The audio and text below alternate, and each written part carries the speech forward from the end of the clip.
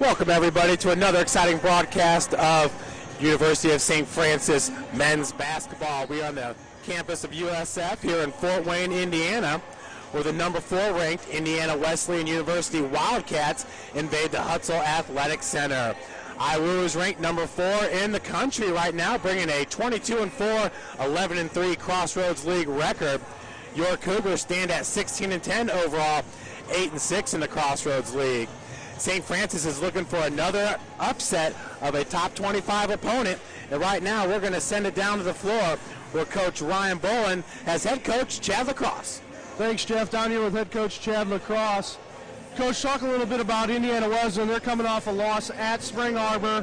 So to me, a pretty vulnerable team. What have you guys seen in film that you guys can take out of that to benefit going into this game tonight? Well, obviously Spring Arbor's on a roll. They won 3 in a row now with very good teams against very good teams. But the teams that have hurt Indiana Wesleyan they've crashed the board, the offensive boards, and we're able to get some of those and get second efforts. So we got to make sure that we're able to do that tonight. I feel like that is one of our strengths throughout the season. So we need to build on that and make sure that we're able to get those boards and just make contact, obviously, on Hopkins and not let him to get allow to get deep in the post and get post entries there, because obviously he's a force inside, and we need to make sure we're getting him off the block and contest their three-point shooters, because they shoot it at 40% from 3 for the season.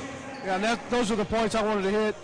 Talking a little bit about Hopkins and Jordan Widener on what they bring to Indiana Wesleyan. I think you've answered the questions about Hopkins. What about Widener? What do we do with him? Well, I mean, obviously he's so good in transition, and he leaks out a little bit and tries to get the ball at the 10-second line, and if you're not back and you fall asleep, he's gonna score it at the other end. So we need to make sure that we're sprint back to the paint, getting our guys rebounding, but making sure that we have somebody back to be able to contain him. Yeah, at their place, they scored 13 points in transition in the first half, and we can't allow that. We can't spot a good team 13 points in transition, so we need to make sure we're sprint back and not allowing those transition breaks. All right, good luck tonight, Coach. That was Coach Chad Lacrosse, who's in his 3rd season with the Cougars. You heard him talk about Jordan Widener, and in the first matchup, it was IWU getting the 85-77 victory in Lucky Arena in Marion, Indiana, on the campus of IWU. Jordan Widener led the team with 23 points. 4 Wildcats scored in double figures. That included George Jones, who came off the bench and hit 5 of 8 shots, going 4 for 4 from the free throw line. Patrick Hopkins, who you also heard Coach speak of, scored 19 points, and at that time had his 7th double-double. Jordan Widener brings with him 14 double-doubles on the season. That matches Scotty Cohn. Both are 1 and 2 in the country in defensive rebounds per game, with Scotty holding a little bit of the edge there at 7.9. Hopkins currently sits at 7.7. That's defensive rebounds in the country. Ryan, once again, big matchup here. Always a big matchup when Indiana Wesleyan comes over here to the Hut. We have the women's team traveling to IWU tomorrow. That's kind of how this year's shaped out, with the men's and women's playing the same opponent on back-to-back days. Indiana Wesleyan, like you said, coming off a loss. That was at Spring Arbor, 71-68. 3 games before that, getting their 2nd loss in Crossroads League play at Grace, 80-77. And once again, Spring Arbor went to their place in Marion back on January the 5th and upset the Wildcats in that one, 58-48. St. Francis coming off an upset win at number 13 Bethel, 80-79. And Ryan, in that game, 3-pointers were the difference, and it was Ethan Hussey hitting a big one down the stretch to really put St. Francis over the edge. Are you asking me? You're just talking a little bit about, this upcoming matchup. I kind of sat in today on today's scouting report, and just kind of listened in, try to be a fly on the wall. You try to get that sometimes, and, you just look at the matchup, and my thing is Indiana Wesleyan is so vulnerable right now, due to the losses that they've had. And really, I feel like we matched up really well against a Spring Arbor team who was able to sweep Indiana Wesleyan this year. So I think that gives the confidence to go you know, a little bit on our coaching staff and the way we prepare for games. I really feel like we got a good shot as long as we can shut down Patrick Hopkins and keep Widener to some contested shots. I think we'll do okay, Jeff. So really interested in going into this matchup today and see where we fall. Looking at the 2012-13 NAI Division II Men's Basketball Coaches Top 25 poll that came out today, at the top of the list is Eastern Oregon, who is 26-1. In number 2, William Penn. 3, Cardinal Stritch. 4, Northwood out of Florida. Number 5, Northwestern out of Iowa. And then moving up to, actually dropping from 4 to 6 is Indiana Wesleyan at 22-4. Some other teams around the area, Davenport out of Michigan, 21-5. They're ranked 10th in the nation. Bethel moved down a spot from 13 to 14 at 20-6. And Taylor University was on the outside looking in, receiving votes, now moved up to 20. And last but not least is Grace, who was at 17, moved down to 25th at 18-7. So another loss for Grace, and they're going to find themselves outside the top 25. And really the team right now that's been the most surprising is Taylor, who I believe has a really good chance to win this league. And Ryan, you know, you look at the Crossroad League standings, and absolutely Taylor, they shoot lights out from the floor, and it's something that you don't see every time a new team comes here to the hut. But, you know, looking at these Crossroad League standings, 11-3, 11-3, and 11-3. You got 3 teams right there tied atop.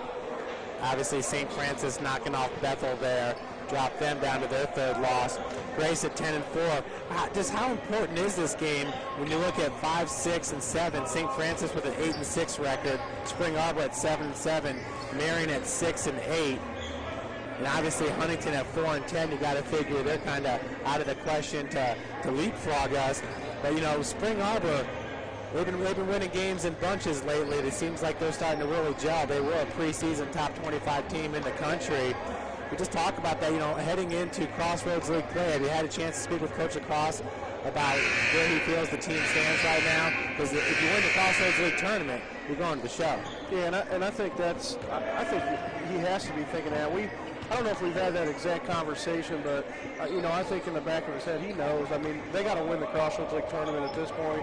They have a chance. There's still a chance, I think, if we can win tonight and we can pull one off against Grace, there's definitely going to be an opportunity to be in the top 25 with just the credibility of our league. And I don't know if we sneak in those last spots in 25 of the nation. You know, I don't know if we're going to get get that at large or not. I think we need to win some games in the Crossroads League tournament if that's the case, to have the chance. With the reputation that we've had over the last couple of years, that might get us in. But you know, this league was it's been pretty brutal this year. And there's just been some different teams to step up in that place. And sometimes, you know, we could send 4. I think 4 for sure. You know, the question is, do we get a 15 in, I think is really what. And there's got to be some noise, you know, and there might be tonight. Spring Arbor's got Taylor, which is a big one for Taylor tonight. And looking else, you know, we have Bethel at Huntington and Grace at Marion. You know, and really, if you look at those matchups, there's, you know, some of the bigger schools there, you know, you're looking at the top, could suffer losses tonight. So, man, it's every night in this league that you got to show up and perform. And obviously Spring Arbor's been able to show up and perform, and some teams have either taken them lightly or they're just coming out shooting. So, you know, the best team so far that I've seen here at Hutzel has definitely been Taylor. The way that their ball movement, they're patient, they don't make a lot of mistakes, and they shoot it well. So, you know, at this point, I think even Coach Lacrosse, we talked about it, feels like Taylor's the team that he wouldn't be surprised that wins this Crossroads League. Yeah, Coach, and you made a good point. You know, Spring Arbor at Taylor tonight, Bethel at Huntington. Could definitely see both of those teams go down. Spring Arbor getting off to a slow start in this season. Really playing some good basketball right now. And I would have to agree with you about Taylor looking just fantastic so far. It's going to be an exciting one tonight. Jordan Widener, Patrick Hopkins, those are some of the big-time names over there at IWU. I think when you look at Hopkins and Scotty Collins, you probably got your 2 all-conference post players right there in the Crossroads League. You know, we were talking about this a little bit. The Hooligans are stepping in, and the original USF Hooligan sporting the number 2 jersey tonight. That's got to bring some fire back to those guys. Yeah, absolutely. Transferred over to Manchester to continue on playing football. Along with David Yoder, you're right, they definitely got that thing started over there. And that's our boy Travis Yoakum over there. Really, like I said, he is the original USF Hooligan. He got it all started. I see Huber over there and David Yoder. So it should be an interesting night over there. Let's see what the Hooligans can bring to the table tonight. Yeah, they got their picture on the wall. Absolutely.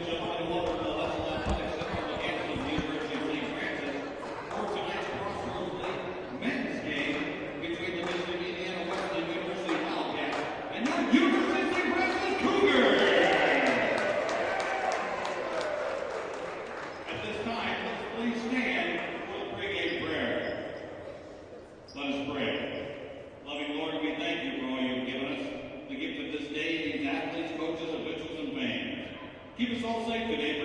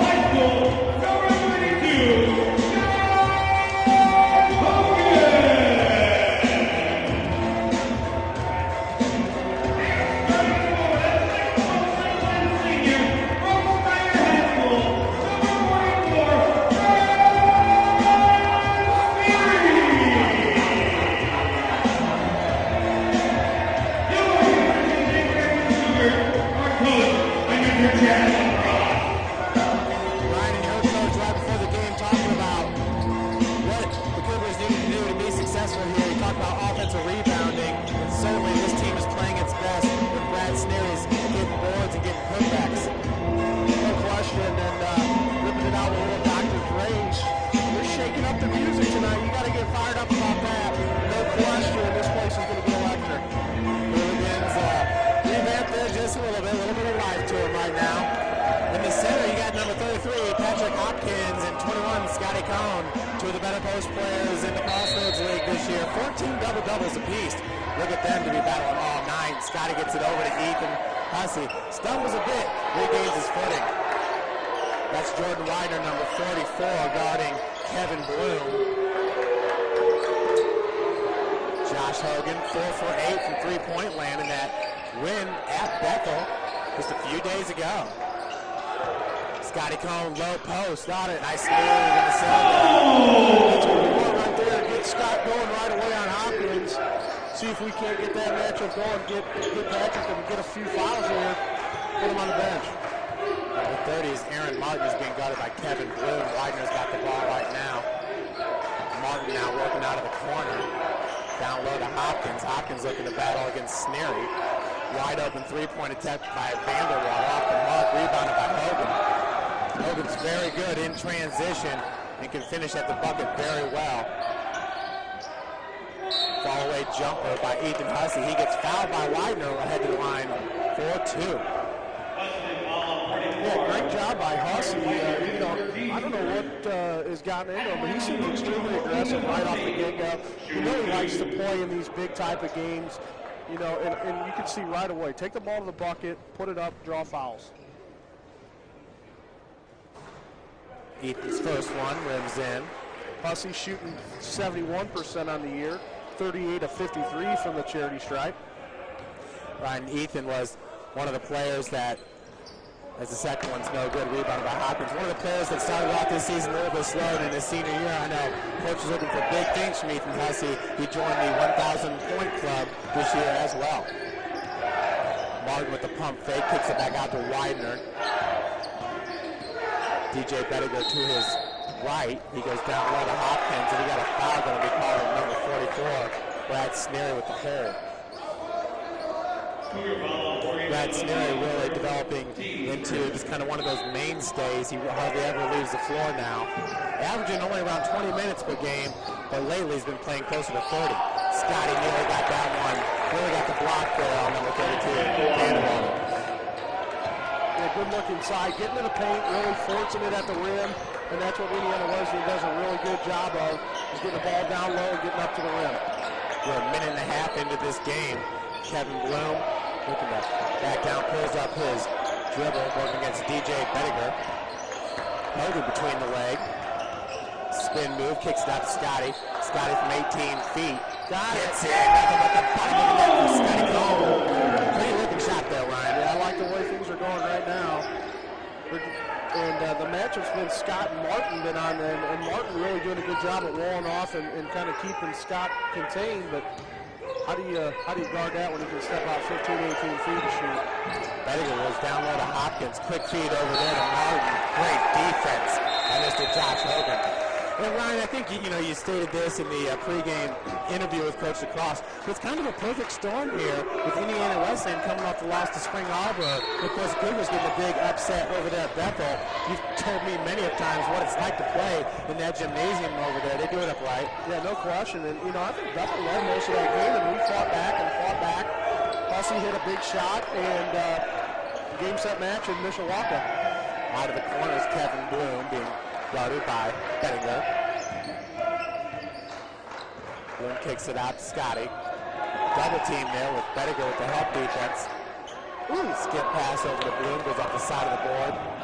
Now Bettinger kicks it out to Widener, a little travel right there. In the lane, baby jumper is off the front of the iron, rebounded by Scotty. Again, really a mismatch between Bettinger and Bloom. I'd take that all day.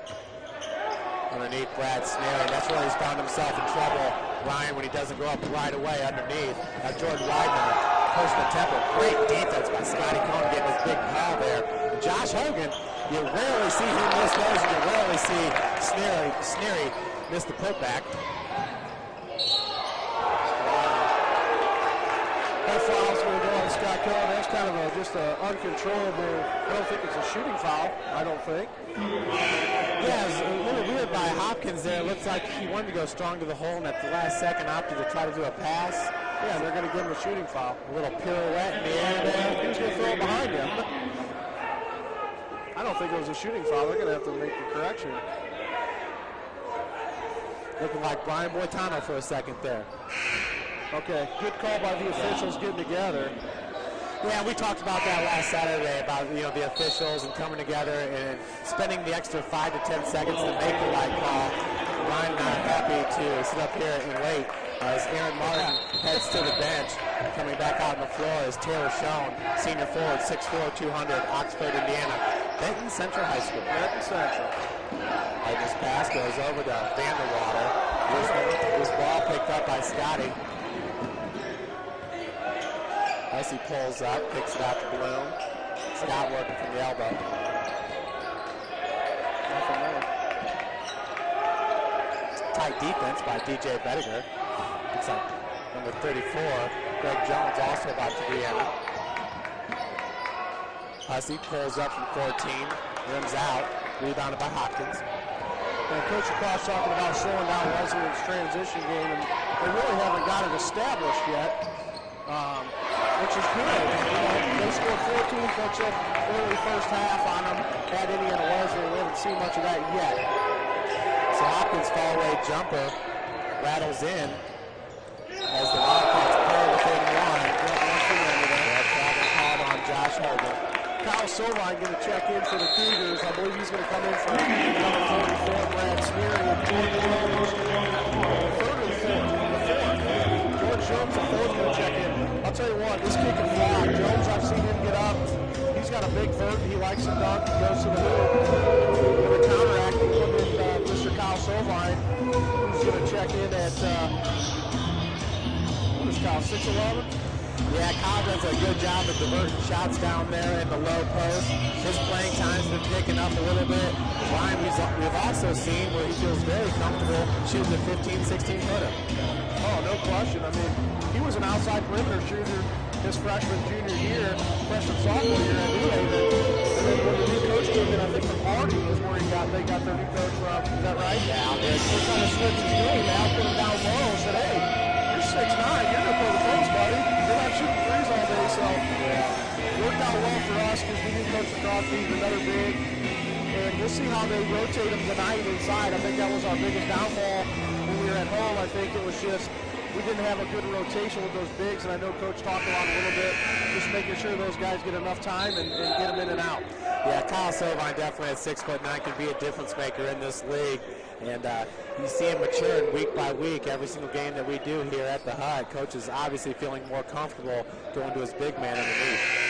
Yeah, no question. I think, our last home game, he rotated 7 guys in and out, and we might see that extend a little bit with Seth Small, Spencer Comer, and then it depends. You see how TK's feeling and see if he can get the ball game today. So 15:45 left to play here in the first half. Cougars up 5-4.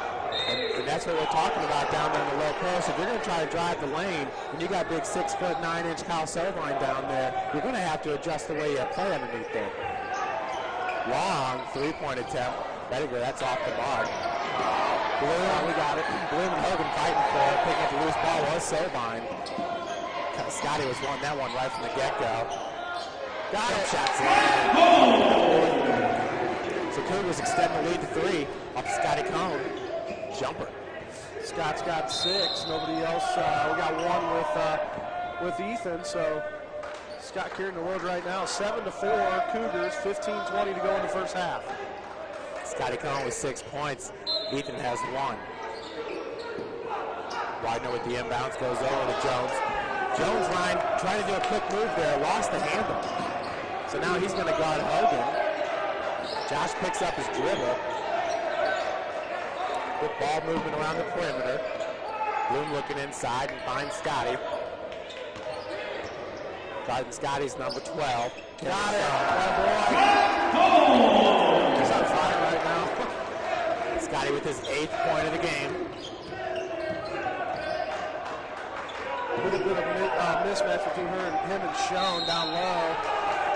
Show coming in at 6'4", and Scott just a little bit taller than him, and really working hard down there. And Scott's getting it going. He's got a 3-inch advantage on him, and his shot looks real good tonight.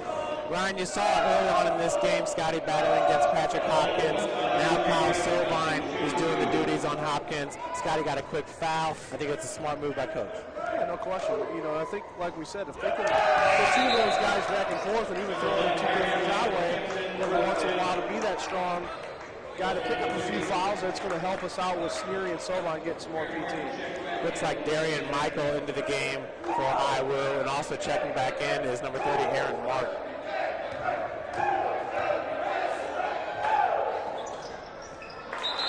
Hopkins gets the second.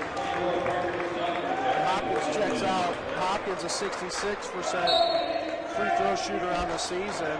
As he's going to check out, and Wesley's going to put him on the bench and see what number 24, Parker Stauffer, can do. Stauffer's a junior, 6'7", 245. Hogan, quick dish over to Scotty. Scotty played all 40 minutes this past Saturday. Still had the line for two. Yeah, I think this Parker Stauffer, he's from Wabash, Indiana, Southwood High School. I know he played quite a bit, I think, against Spring Arbor, and I think this is who they were talking about today in the scouting report, was a kid that they've been bringing in a little bit more and more as the season's progressed. So look for him to be physical down low, and I think that's what Coach Tonigal wants. Scotty having no problem finding the bottom of the net here early on in this game. No, Scotty shoots 70% from the free throw line. He's 110 of 157, make that 112 of 159. So the Cougars extend their lead 11-5 here, 14:30 left on the clock. Brad Sneary in for Scotty Combs. Now you got two bigs, Kyle Silvine and Brad Sneary underneath. Yeah, good rotation, 6 minutes off the clock, just a little bit over, and we're already taking Scott out, which looks good. Keep him fresh for the rest of the game. Well, Hopkins is sitting on the bench, and you want Scotty not to have a disadvantage when Patrick gets back on the floor. Obviously, both players 14 double-doubles. Widener cross-court pass goes over to Darian Michael. That's Parker underneath. Cannot get it to go. Once again, Kyle Silvine just needs to put his good hands up. Good defense there by the freshman from New Haven High School, New Haven, Indiana. Yeah, Stauffer went baseline. Big kid, and tried to fool us baseline, didn't get it to go. So Josh Hogan for three. First one banks, and Josh Hogan. That's going to call a timeout on Indiana Wesleyan side as the Cougars are up 14-5 with 13:44 to go in the first half. Looking at Josh Hogan right now, he's averaging 21.9 minutes a game, and field goal percentage-wise, shooting 46% and 35% from beyond the arc. And really shooting better than that, has significant minutes, is Kevin Blue, who shoots 40. So, Josh Hogan really a good outside threat for us. When he gets set up and is able to take a good look at the basket, he's been really good from behind the arc. Ryan, and those are one of the numbers, I was looking at the minutes played, you look at Sneary and Hogan, they're both right around 20, and those are a little bit skewed because lately those guys have been playing 30 minutes because Coach is going to the guys he knows he can really rely on at this point in the season. Beautiful feed down low, finishes.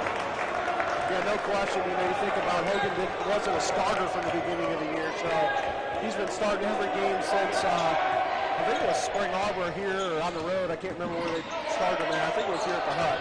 I think it was the game right beforehand. From the corner, Hogan. So now 1 for 2 here. And that's what we've kind of come to know from Josh. He'll usually shoot 3 of 7, from beyond the arc, or 2 of 5. Right around 50%. But it seems like he almost never hits 2 in a row. So checking out is Ethan Hussey. Seth Small checks in for him. And also back in the game, number 21, Scott Cohn, as Kyle Silvine going to take a seat, take a breather. Looks like Seth's rocking a fresh new haircut here. He is. I told him it's about time. He said his mom made him cut it. Okay. 11 is Darian Michael at 5'11", working against Seth Small. Goes 5'8", 5'9". And Widener lost it for a second. Jones comes out for it.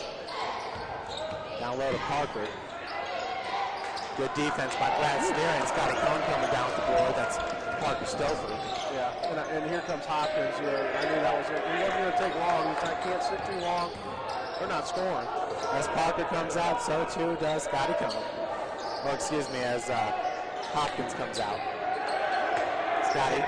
Good matchup. Widener on Cohn.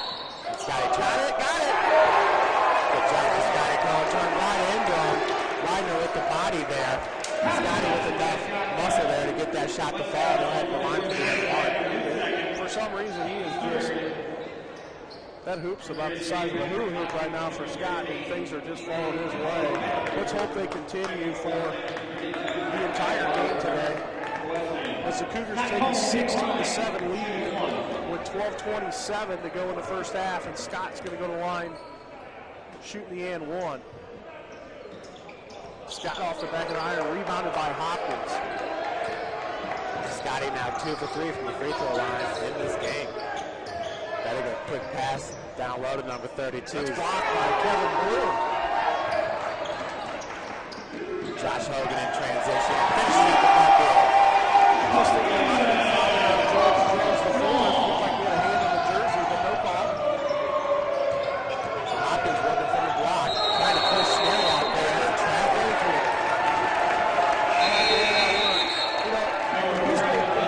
I can't talk enough about Hopkins because he's such a good post player. He's smart. He's kind of like Merriman over at Huntington. He does a good job. He'll back you down. If you allow him to push you down on the block, he's going to score on you. This time he just took one too many steps. So credit Brad Sneary for really giving it to him down low and being a force. Yeah, he saw him inching his way closer to the bucket. Traveling just seemed to be inevitable. 11:48 now on the clock. Seth Small, DJ Bettiger, both wearing number 13. Driving baseline, Josh Hogan. He only got pushed out there by Vanderwater. He goes down to Brad Sneary, falling away off the glass. 20-7, 11:28 to go in the first half. Martin passes up the three. Bettiger takes it. Got it. Yeah, we can't leave him open like that. He got caught up there a little bit in the transition part of the game. Got sucked in over on the left side and left him wide open. It's first 3 points for DJ Bettiger. Guarding Seth Small. Seth in the lane now, look for the floater. A little bit too hard off the heel. Nice tip by Brad Sneary. Loose ball was picked up by Seth Small. Reset the shot clock. It's down to 30. Josh Hogan working against Vanderwater. Hogan now driving baseline. Gets a floater. And that's what Josh is really good at. I mean, if you give him the floater or the layup, he's going to make that all day on you. So that's definitely Josh's game. He likes to shoot the three-point, and he also drives baseline all the time, especially from the right side. Hopkins gets his own goal. Still, I think Brad's doing a good job down there. And Ethan pushing the tempo once again, Ryan, like they're talking about. Very aggressive first half here by Ethan Hussey.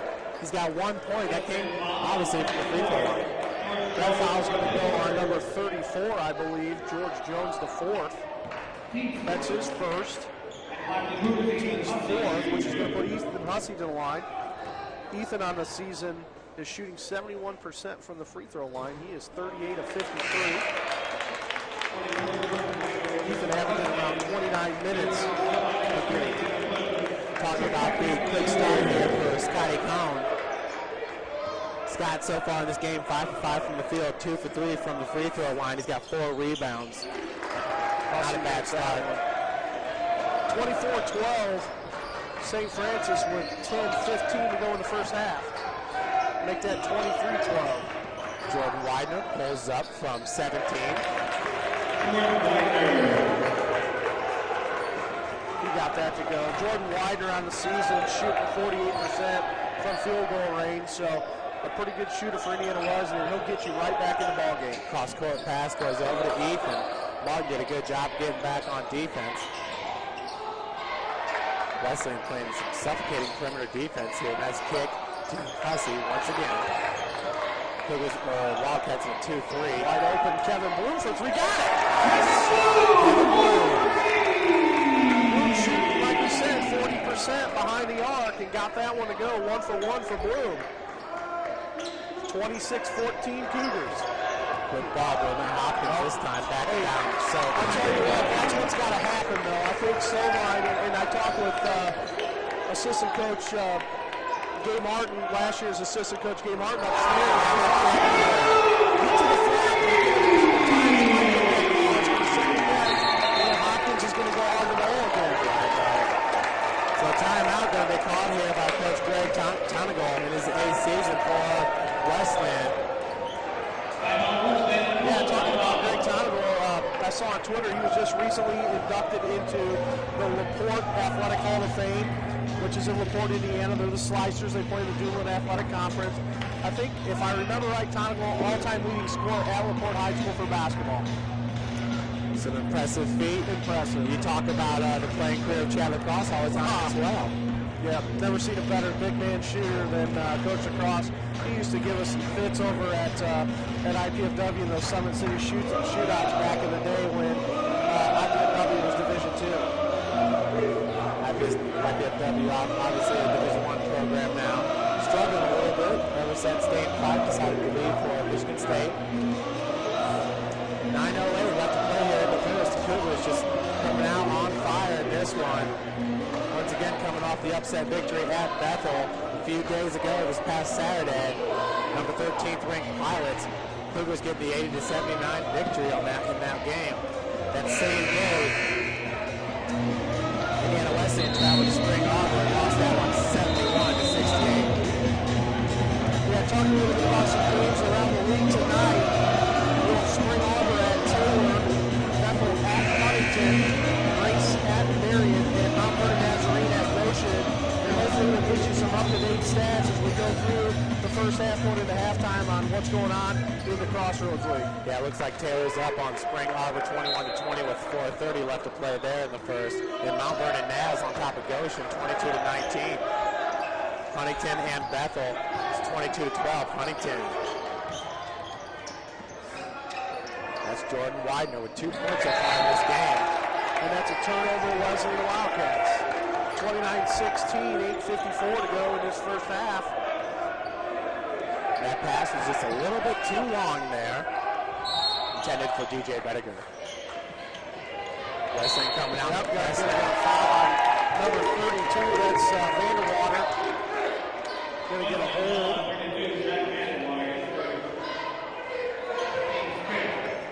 Looks like he's got some shin guards underneath there.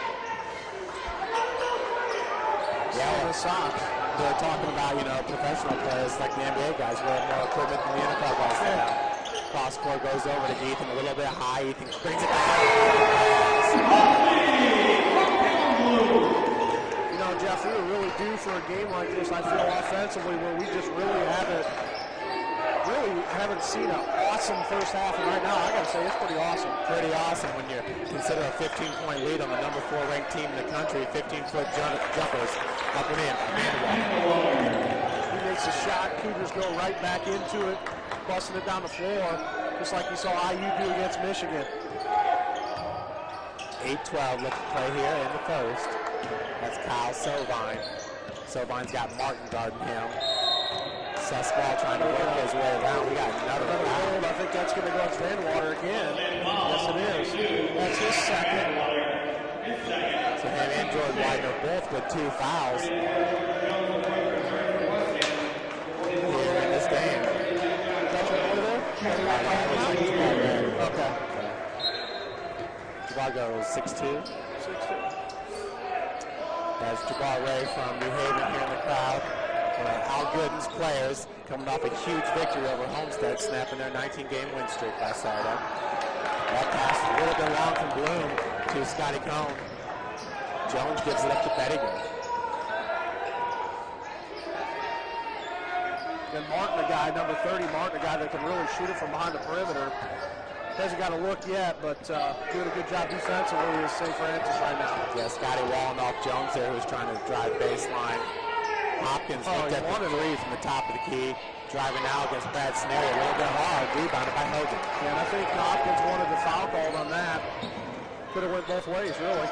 Josh went high off the glass, rebounded by Hopkins. I think we got a foul going to be called on Hogan. Either that or Brad Snary. It is. 44. So that's I'm Brad's second. not sure what I saw in there, but nonetheless, foul goes on Sneary.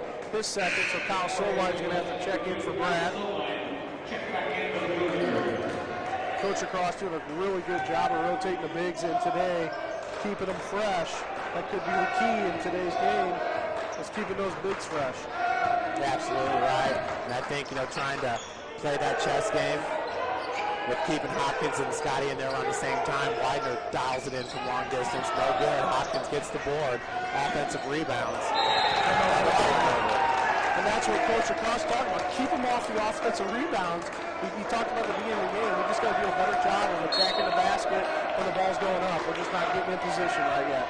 And IWU doing a good job of negating that offensive rebound. We do thank them. I think that's about the third or fourth turnover in the game by the Wildcats.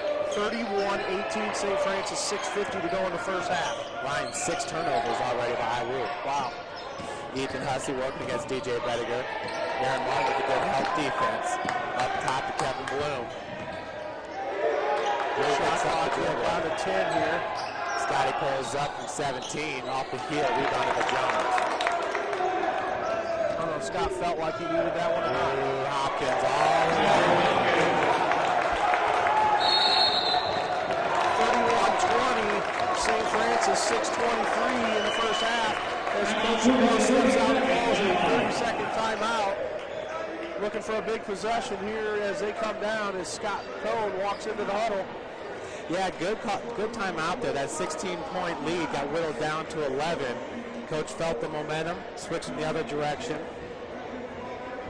Yeah, good time. You never want to lose momentum, especially here tonight when the stands are starting to fill up a little bit more and more as classes start to let out here on campus.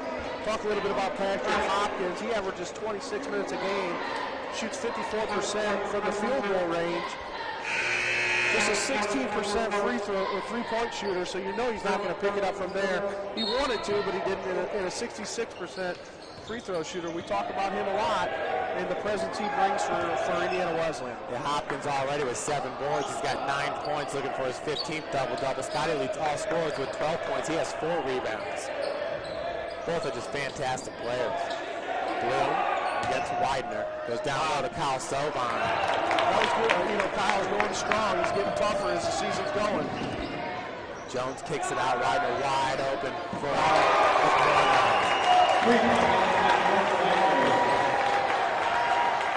Coach Lacrosse making sure, hey, spread out, make sure you know who you got.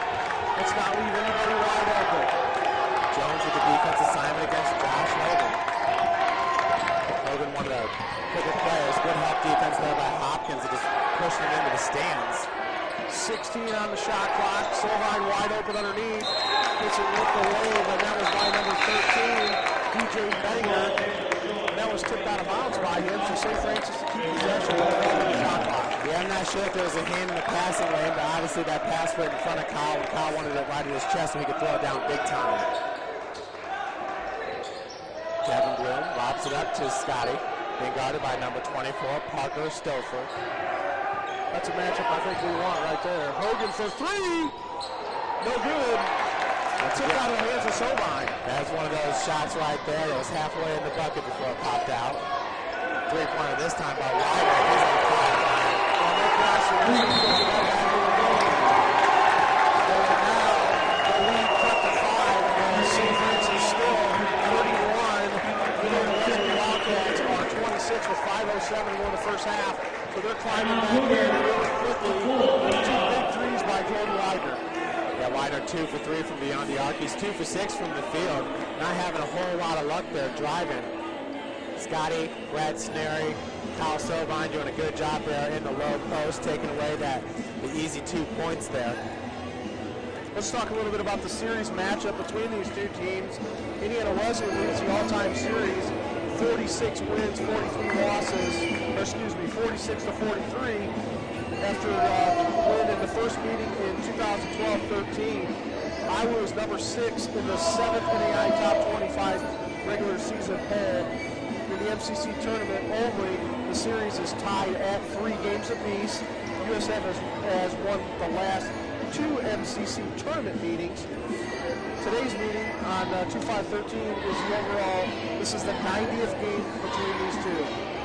Coach across, first Indiana Wesleyan was 2 for 5, and the last one, loss came at Indiana Wesleyan, and Coach Greg Tonigal is 14-5 overall versus USF.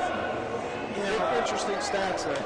And you wonder why the Crossroads League is just so good in basketball. It's because of the 90th meeting. I mean, these teams year in, year out have to figure out a way to beat each other, and also speaks to basketball in the state of Indiana.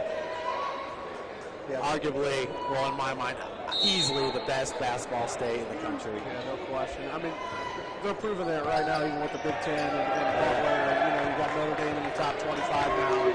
There's a lot of good basketball being played in the state of Indiana, college and high school. Feed goes over to Scotty. Back to Ethan. Good defense all game here by Indiana Wesleyan. Cougars out from the field here to start this one. St. Francis shooting 52% on 12 of 23 shooting. Got it. Scotty.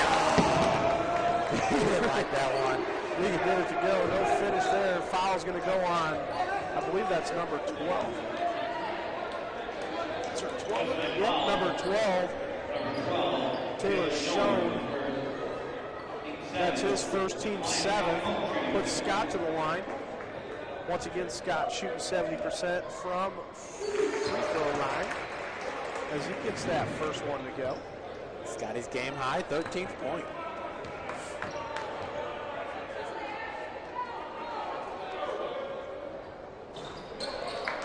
Missed the second, rebound by Schoen.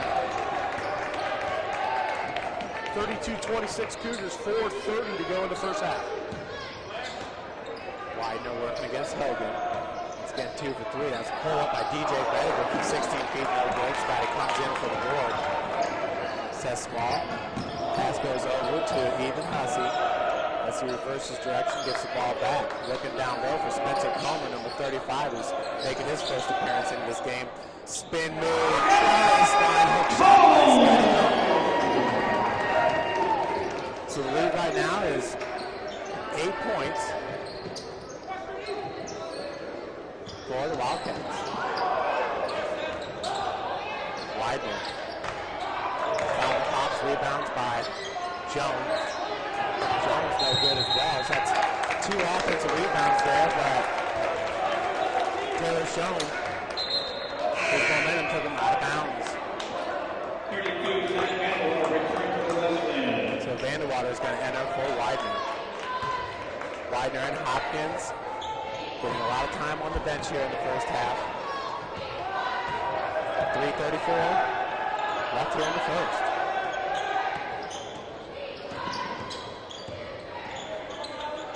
Hogan gets the ball back. Hussey working from the baseline. Pass goes over to Spencer. 7 on the shot clock. Josh Hogan wide open. Got it. 37-26 Cougars. 3 minutes going down to the 3-minute mark here in the first half.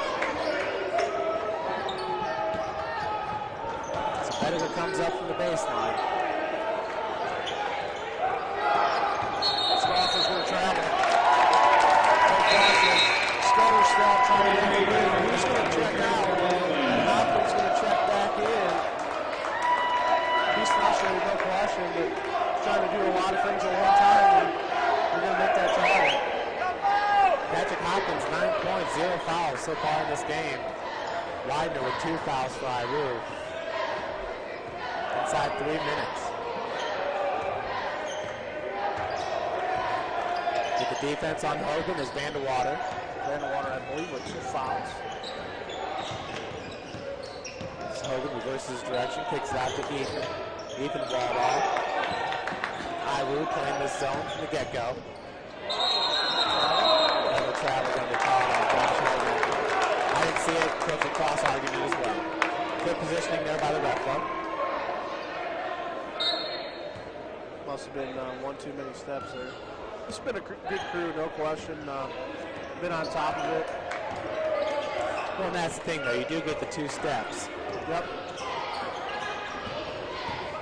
So Jones, nice kick set there by Hopkins. Bringing up Jones to get to the bucket. Too easy right there, too easy. Still a 9-point advantage here for St. Francis. Approaching 2 minutes left to play here in the first half. Cross court goes to Seth Small. DJ Bettiger with the D. Seth loses his footing there. Loose ball is picked up by Vandewater. Ethan doing a good job of getting back on defense.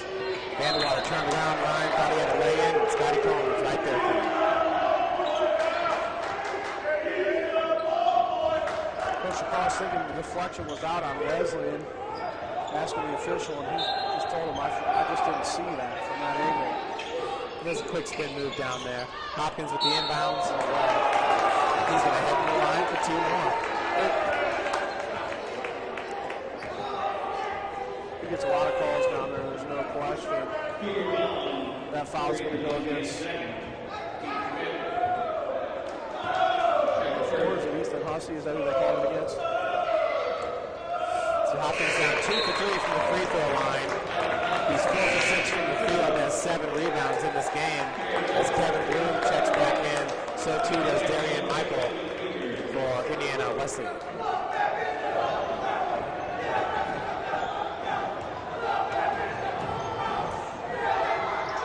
As Hopkins misses, rebounded by Scotty. Seth Small going to bring it up right side. Looking for Bloom. That's Hogan all alone there in the corner. Goes out for the baseline. We got. I was going to say, how do you not call it? His whole entire body got deflected away from the hoop when he makes that shot. So that foul's going to go on number 12. Taylor Schoen, his second, team 8th. Puts Hogan to the line. Hogan shooting 73% from the charity stripe. Josh is the second leading scorer for USF right now with 10 points. We'll make it 11. Josh is 2 for 4 from beyond the arc, 4 for 9 from the field. Jordan Widener going to check back in for number 13, DJ Bettinger. Ryan Coach Across also talked about stopping those transition points. So right now, St. Francis with 6 transition points to Indiana Wesleyan's 3. Hogan makes both of those. They extend the lead by 10, 39-29 with a minute 28 going the first half. Coach Across wanting to lock it down defensively. Wagner calm, Jones out. Pass goes over there to Sean. Good ball movement by Wesleyan. That time we got looks like push in the back. Going to call it on 30. 35 Spencer Coleman.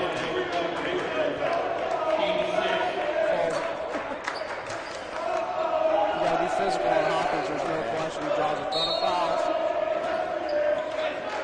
He's a big boy down there.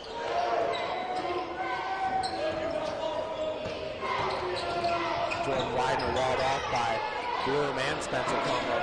Wide open was Darian Michael for 3. Wide open.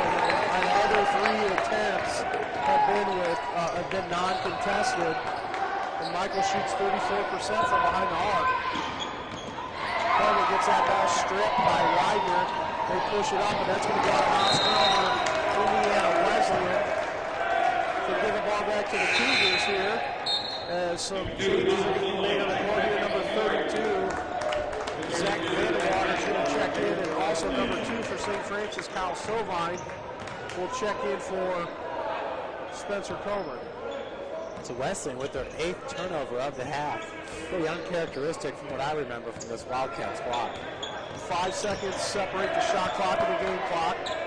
39-32 St. Francis. Seth Small working against Darian Michael.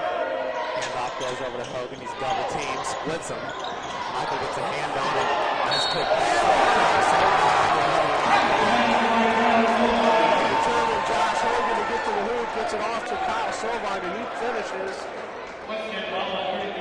That's going to put Kyle to the line. Kyle,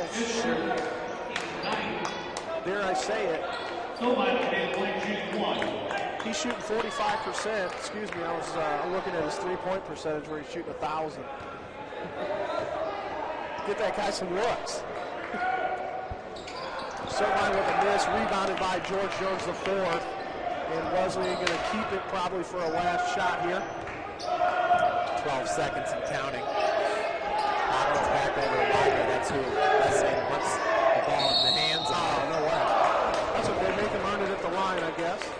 Good defense by Hogan, and Hogan's going to pick up his first foul. Team 7. Looks like that's John Geller, I believe, from Homestead in attendance as well. Oh, yeah, where do you see him at? He's walking away.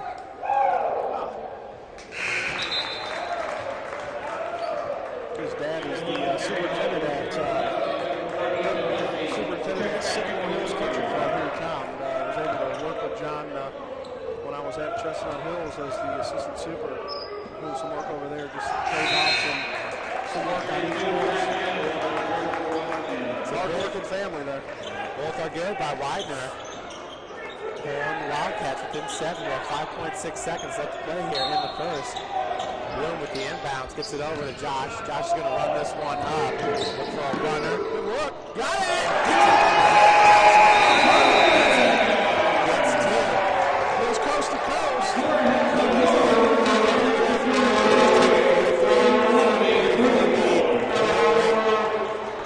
Pushing up 15 minutes going up on the game clock until the start of the second half. We'll be back with you a moment to it. Terry.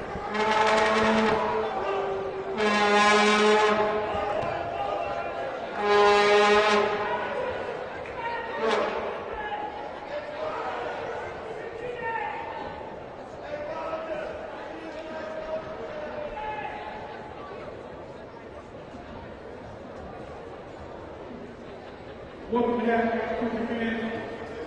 Right now we're looking at David Miller to the court.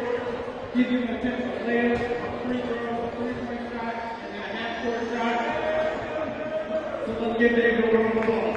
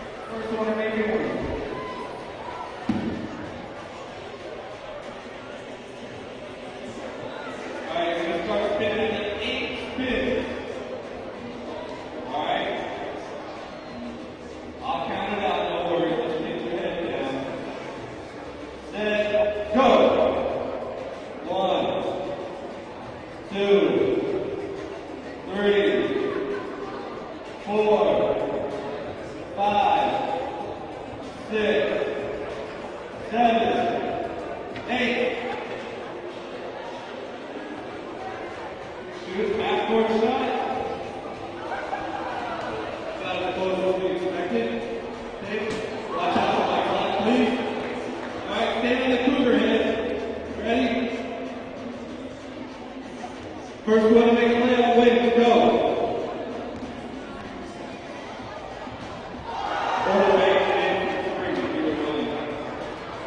Congratulations, KFK, ladies and gentlemen.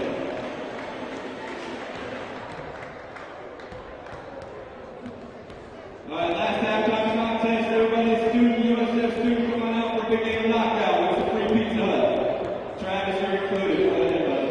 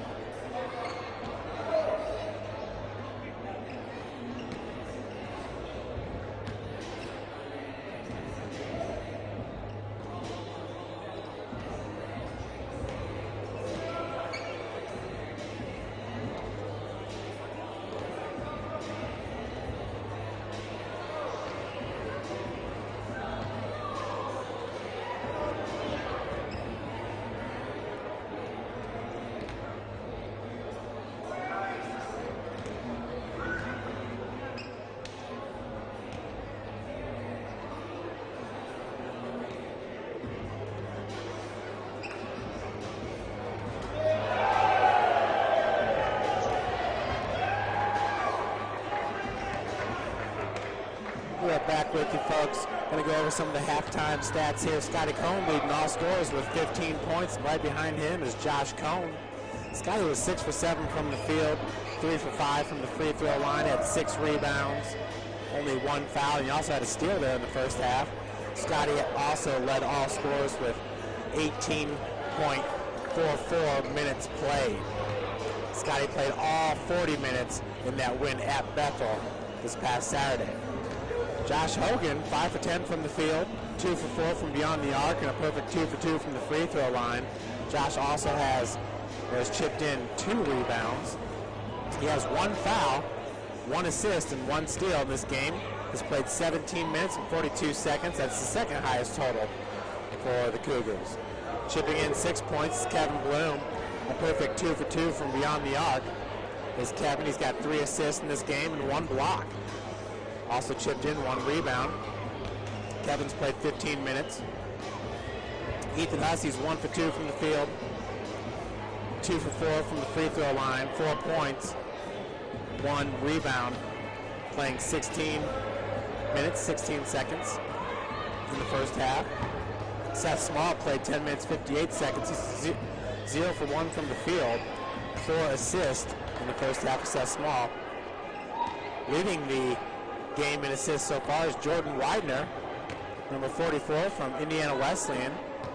Jordan's got 5 assists, 3 for 8 from the field, 2 for 3 from beyond the arc, and 2 for 2 from the free throw line. He's got 10 points, 1 rebound. Also at 10 points is Patrick Hopkins, 4 for 6 from the field, working on the low post, 2 for 4 from the free throw line, 7 rebounds. Really had those 7 rebounds in the first 8 minutes of the game as well. He played 15 minutes and 10 seconds.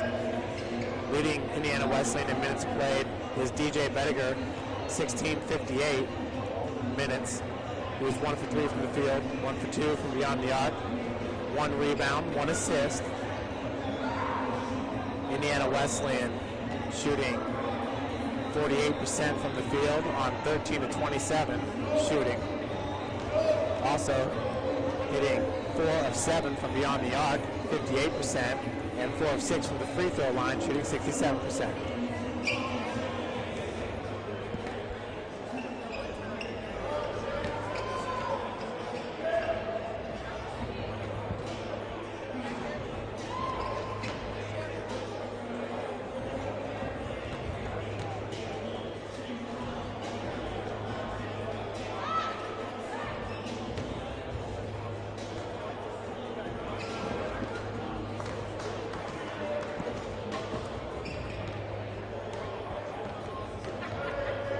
St. Francis in the first half shooting 59% from the field on 16 of 27 shooting, 67% from beyond the arc, 4 of 6, and shooting 58% from the free throw line, 7 of 12.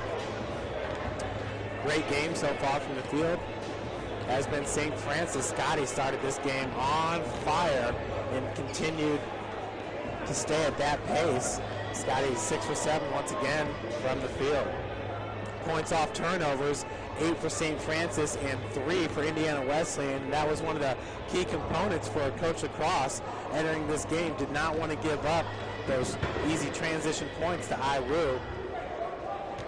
Points in the paint, Indiana Wesleyan a 14-12 advantage.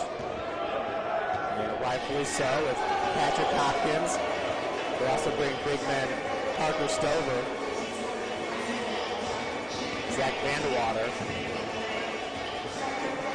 Second chance points, 2 and 2. And off the bench, 5 points for IWU and 2 for St. Francis.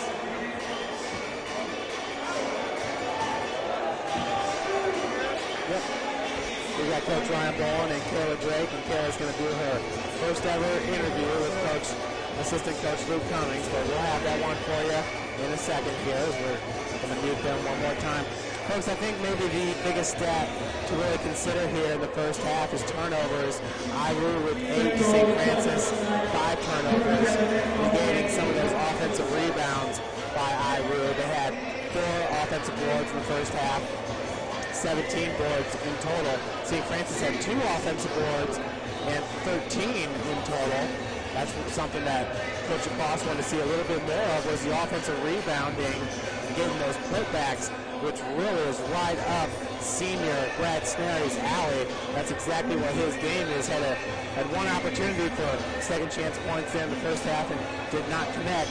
Of course, Brad, and we also saw some good minutes out of Kyle Servine there in the first half. Kyle chipped in 7 minutes and 51 seconds. Both of those guys taking their chance guarding Widener in the low post. Scotty started off, Hopkins. Scotty started off guarding Hopkins and got a quick foul, and since then, 0 fouls there in the first half, so obviously Scotty with 15 points.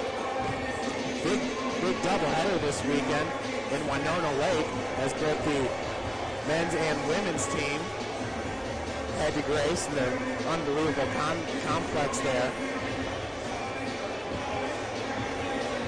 St. Francis tomorrow, the women's team, number 3 ranked women's team in the country, will take on number 1 ranked IWU. IWU's only got 1 loss on the season, and they came here at the Hut. St. Francis really just dominating that game. Lady Cougars coming off a 3-point victory against Bethel this past Saturday here at the Hut as well. Coach Gary Andrews with his 251st career win in that victory. This is a big game for St. Francis as they're gearing up for the Crossroads League tournament. Currently, the Cougars are in 5th place in the CL behind Indiana Wesleyan, Bethel, Taylor, and Grace. All of those teams are top 25 teams except for Taylor. They're right on the outside looking in at number 28. So Cougars coming out, and Coach CRB is going to grab Assistant Coach Luke Cummings as Kayla's got a couple questions for him.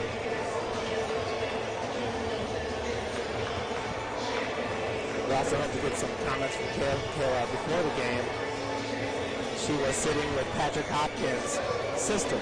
So down it's Luke Cummings with Kayla Drake.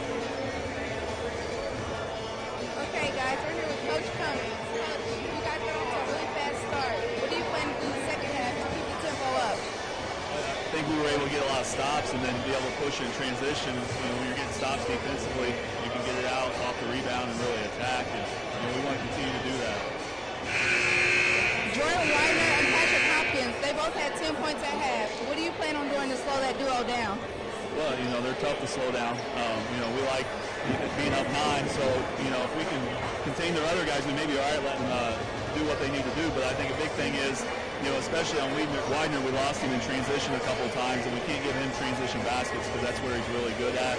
And, Hopkins, we've got to make sure we don't get deep. All right, thank you, Coach. Good luck. That was Kayla Drake with assistant coach Luke Cummings down there. Kayla, of course, star on the women's team, doing a great job there in her first interview.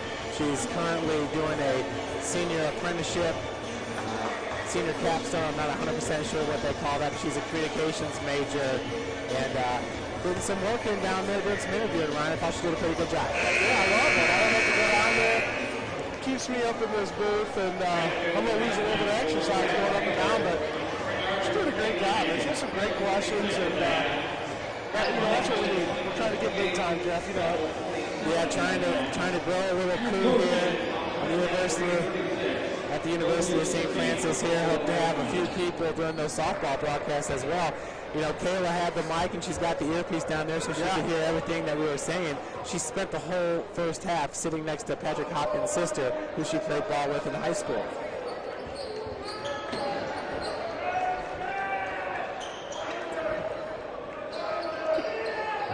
So we're getting ready to start the second half here. Cougars with the 9-point advantage.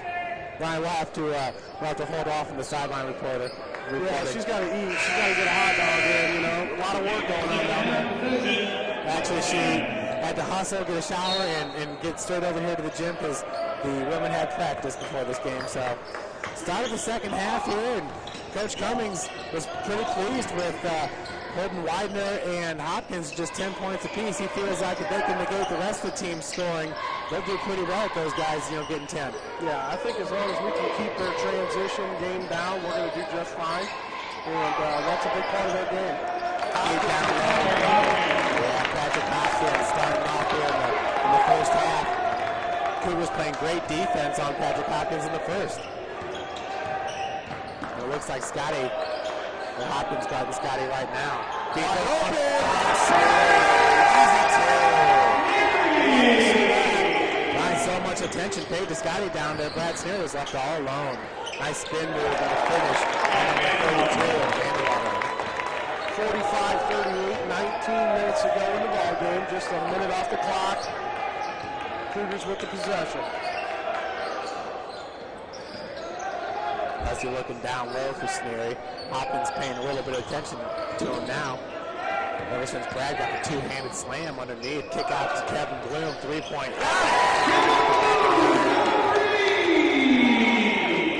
Kevin Bloom, a big three-pointer, and here we go again. Wesley in transition.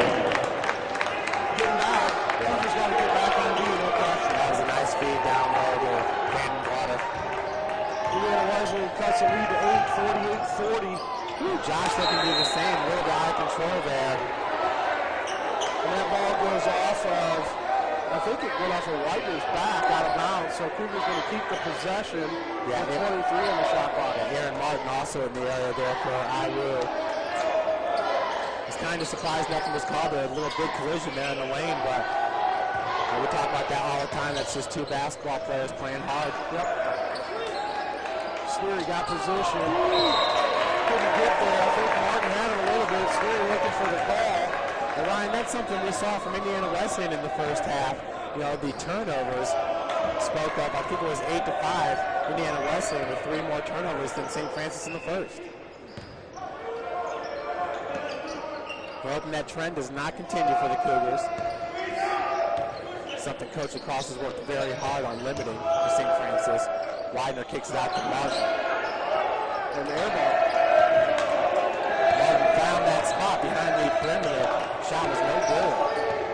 Yeah, Martin 44% from behind the arc. Doesn't draw iron on that one. Scotty's going to draw the foul. Martin will push him in the back.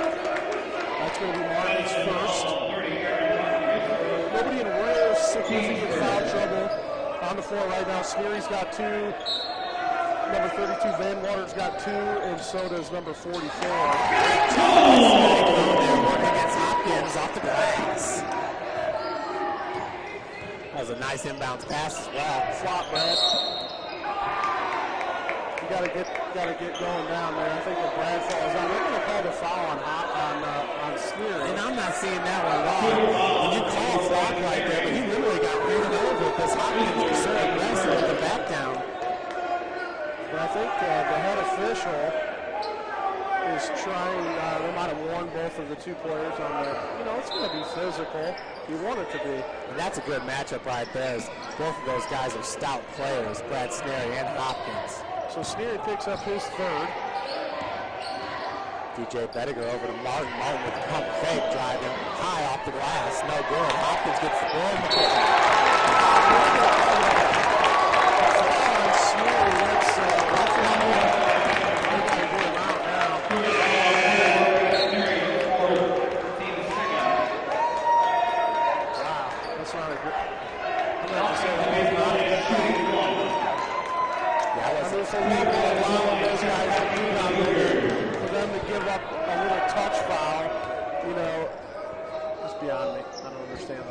Three-point play. Free throw misses. Basketball gods agree as Hopkins misses that one. Sovine came down with the board. So you're going to have to call a foul now on Hopkins, I think, because that's what's going to happen.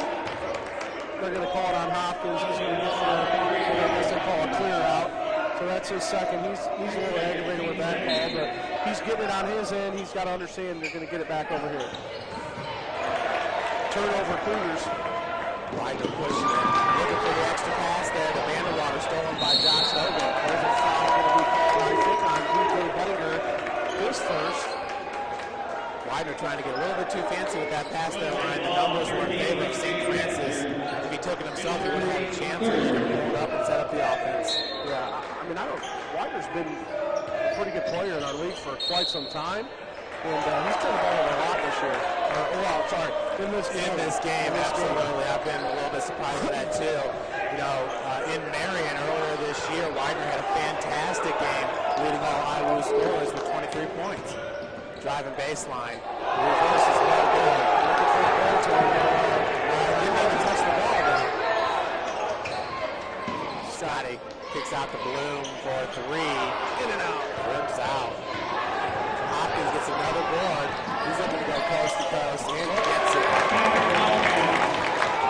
That's a locomotive coming down the program.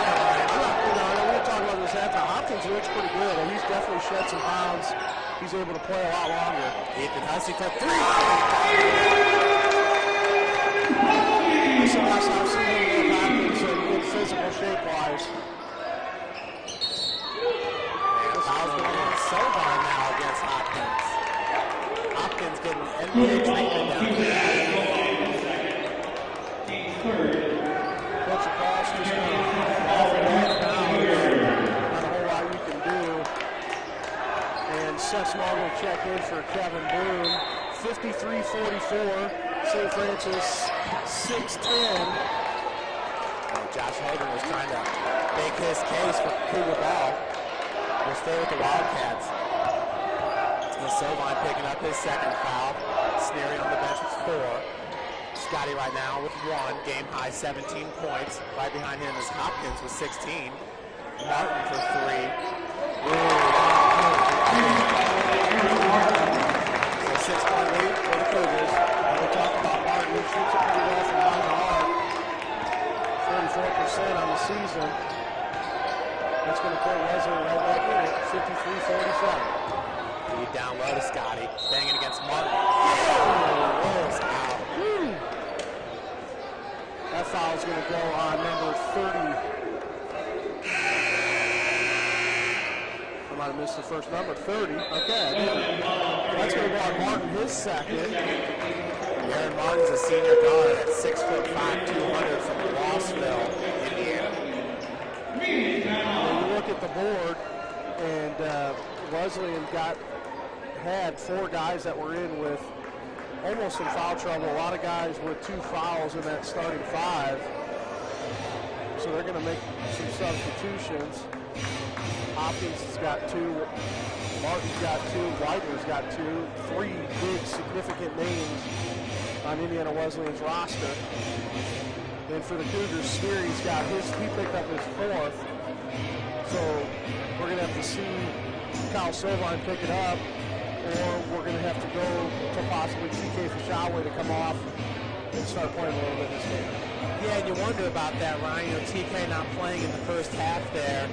If this game stays tight, if Coach Cross would feel, you know, that he could go to TK, you know, playing the number 4 team in the country. You know, Coach Cross has really kind of tightened up his roster as it pertains to who he can trust throwing on the court. And I don't want to say trust, but you know, you got to feel for it. If there's one thing that Coach Cross is good at, it's kind of the assessment of his team and putting the pieces together that are going to give him the best opportunity to win. Yeah, so the Cougars back on the court. Seth Small, Scott Cohn, Kyle Sovine, Josh Hogan, and Ethan Hussey in the home gray and royal uniforms. Liking the gray uniforms. I do. I like the gray. Some people don't like it. But do we have to give back the white ones, the replacement ones? I wouldn't mind them busting those out for a second, too. I think they're ours.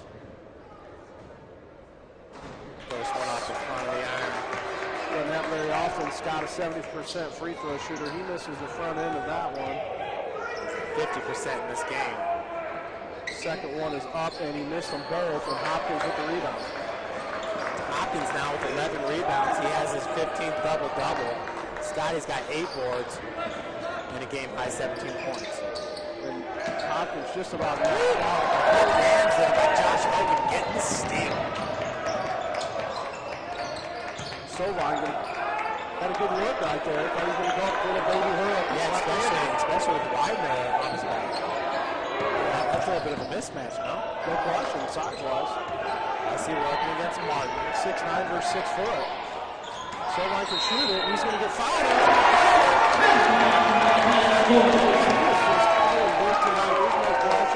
This is one of those you go over, you go over, you play a team like this, no question. Awesome job, and that puts Sovine to the line. 55-47 Cougars with 15:05 on the game clock. Sovine going to the line, shooting 45% of the year from the charity stripe. 3-point play is not converted.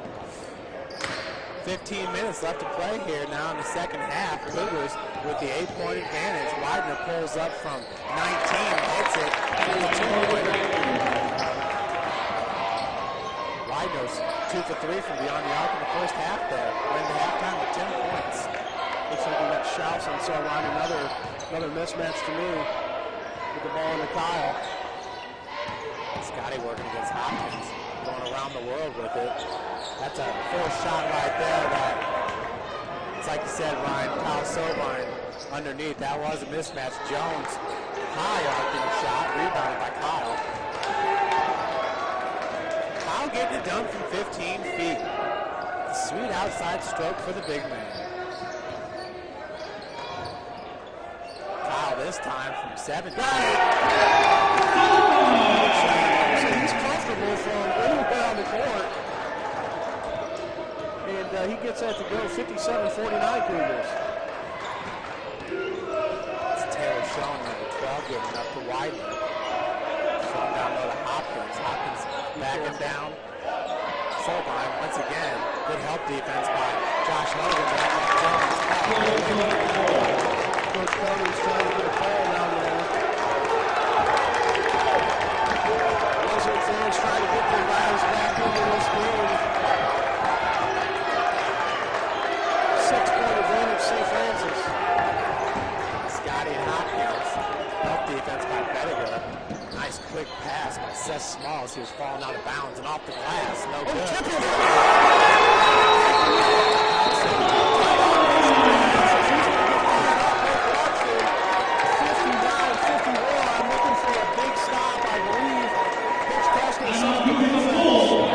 Wow, talking about some backslid on that ball to get the move to go up and go in. Yeah, Kyle Sovine get it done. A little bit of English there by the big man. Ryan, that came all the way from the hip with 3 guys right in front of him. The full timeout called on the floor. We got 13-16 remaining in the game.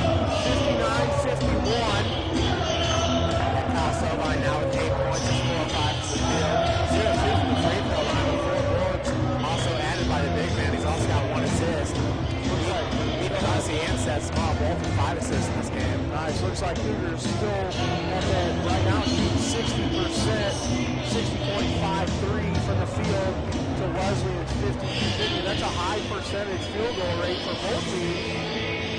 From three-point range, Cougars shooting 66% and 46 from the line. And looks like Wesleyan out-rebounded the Cougars right now by 4.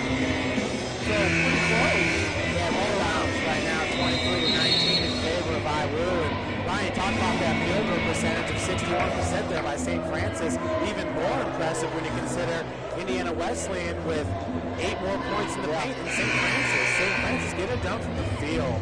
That's something that was terribly bothered us in those early season losses, just not getting it done with the shooting stroke.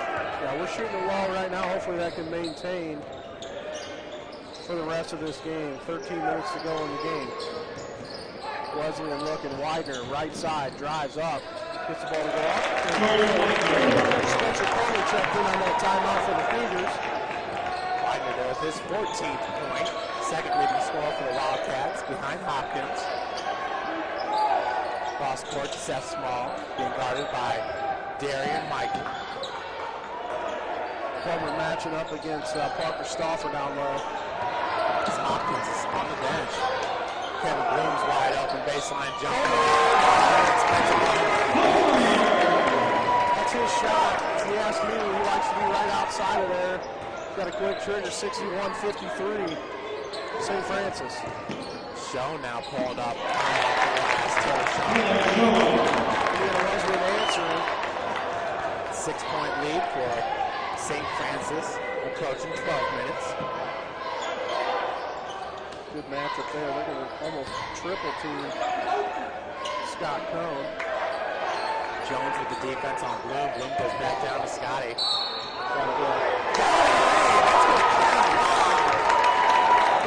game by Scott Cohn thus far. He's got 17. He gets that today. It's going to put him in the line for the 1. Make that 19. Yeah, Scotty's definitely feeling it. He's 8 of 10 from the field. Just 3 of 7 from the free throw line. We'll see if he can improve on that percentage.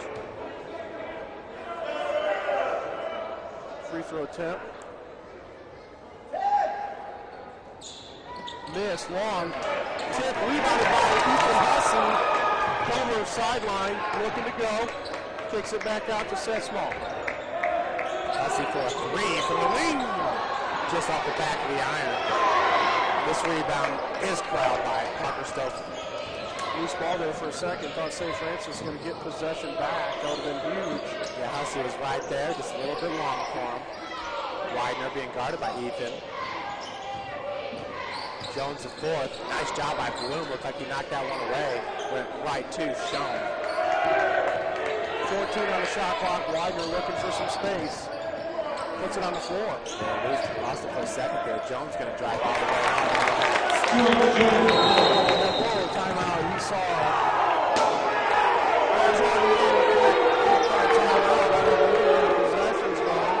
Yeah, Ryan, I think what Coach Tonga was trying to do there was call that timeout so it wasn't 5 against 4 because Jones took his time on the floor there. But there's no doubt about it. It was an inbounds pass when they granted timeout. You can't call timeout when the other team has possession. Yeah, the ball was clearly in.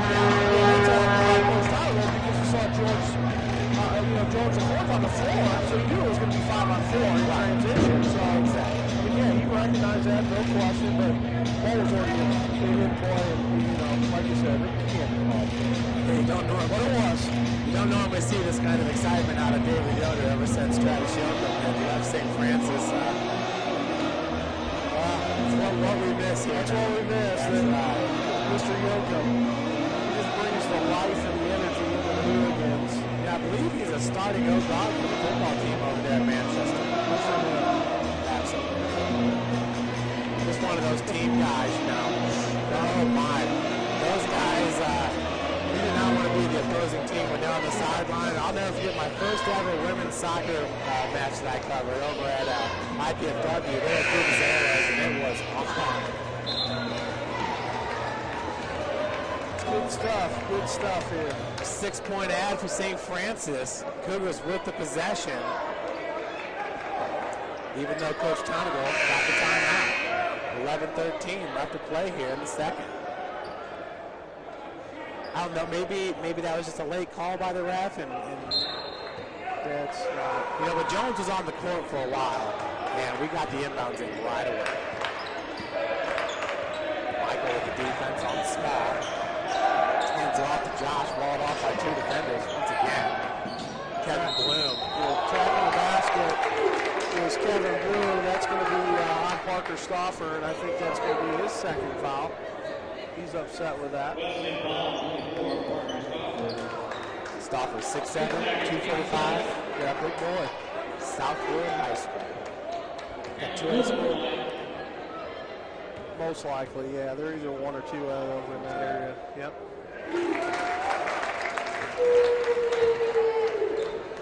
Kevin Bloom. Pretty shooting stroke. Cougars leader behind the arc. Hits both of them. Extending that lead to 8 points for St. Francis inside 11 minutes now. 65-57 Cougars. Widener. Didn't get it to go. Gets a rebound. Now he's going to get the shot. Safe there on Kevin Bloom. Yeah, Widener in a good position. A whole lot he's going to be able to do with that one. Just kind of out of control. Yeah, they don't want to give any type of momentum offensively or give him an excuse. I'm sure Widener pretty automatic from the free throw line. And he gets that one to go around. Yeah, Widener shoots 81%. Sesame pushes it. Coleman. Small now over to Bloom.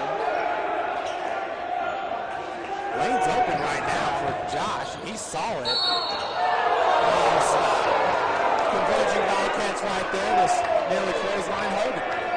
On number 12, Taylor Sherman, he picks up his 4th. 10:28 on the game clock, 65-60 St. Francis puts Josh to the line. Hogan shoots 73% from the free throw range. Scott Cohen checking back in for Spencer Coleman. I don't think it'll be long. We'll be seeing Kyle Sovine or even Brad Sneary going to come back in a little bit here. Ryan was such an open seam there. Josh had to get fouled if they were going to stop him from going to the bucket. Yeah. Off the back of the line. Got that one to go. Hogan with 15. As Wesley is going to check in Patrick Hopkins for Parker Stauffer. And then here comes Kyle Sovine for Seth Small. So Sovine's going to match up against Hopkins. Sovine's got 2 fouls, but going to free up Scotty Cohen maybe on him and Martin go at it again. Hogan hits him there, so now he's a perfect 4 for 4 from the free throw line in this game, extending the Cougar lead to 7. 10:23 left on the clock. Michael over to Widener. 16-footer, no good. Scotty comes down with the ball.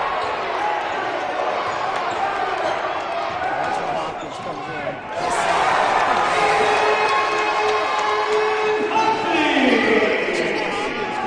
He gets going, and he tries to make everything happen. He's a competitor, and you just watch him. Gets fired up. He's a real leader. There's no question with that. Foul going to be called on number 2, Kyle Sovine, his 3rd. Looked to be straight up on that one, but Patrick Hopkins has the ball. Calls are made. Yep. Hopkins misses it. Once again, the Gods answer. Patrick 2 for 6 from the free throw line in this game. 7 of 10 from the field. 12 rebounds right now.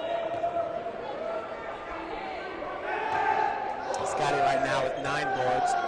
Certainly both players to get their 15th double-double. The second one's in. 69, 61, inside 10 minutes ago. Halfway through it, Jeff. Here we go. Vanderwater with the defense. 32 on 32. Good job, Josh. Wide open 3. No good. Rebound by Hossie. He gets it stripped.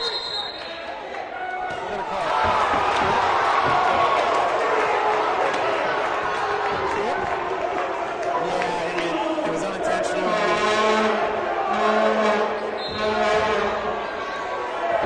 had a great game officiating here last Saturday from our standpoint. 8 fouls for IWU currently. 5 for St. Francis. Fall down. Who's a fall down? Good defense at the console line straight up. Rebound was by Scotty Cone. Hussey working against DJ Bediger. And they're going to try get position right on the 30 now.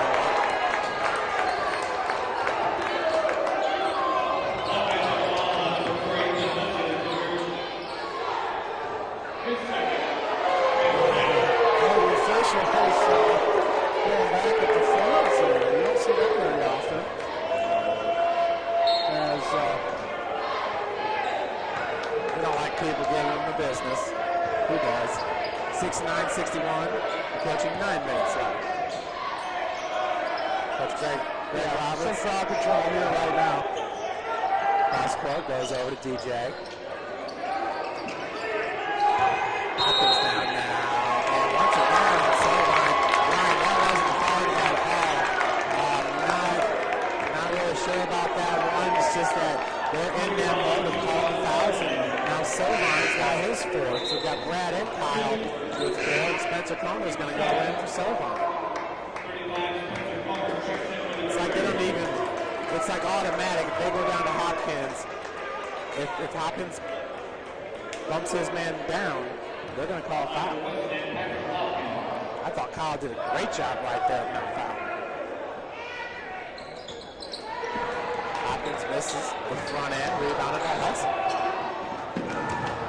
Comer taking the outlet pass, gets his own board, and loose ball. This time it's picked up by Vanderwater. Fouls him down there and Martin on the 30.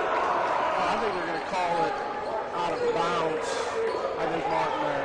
They're going to say Martin was sitting on the line when he grabbed it. That works for me too. How can you be upset? Patrick Hopkins upset. How can you be upset? You're getting a lot of calls tonight. There's no question. Was right there. This has a pump fake. No foul. So we gotta get one here every once in a while. Hopkins picks up his third. I'm telling you right now, you can feel the tension in this building. On both sides.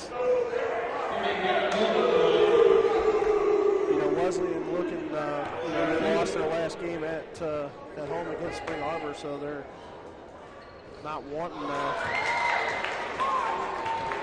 to happen twice, so they're going to do everything they can. Cougars with an 8-point advantage, 69-61 with 8:37 as Blue misses the first one. Second one is good. Bloom is a 78% free throw shooter. Picks up his 12th point of the game.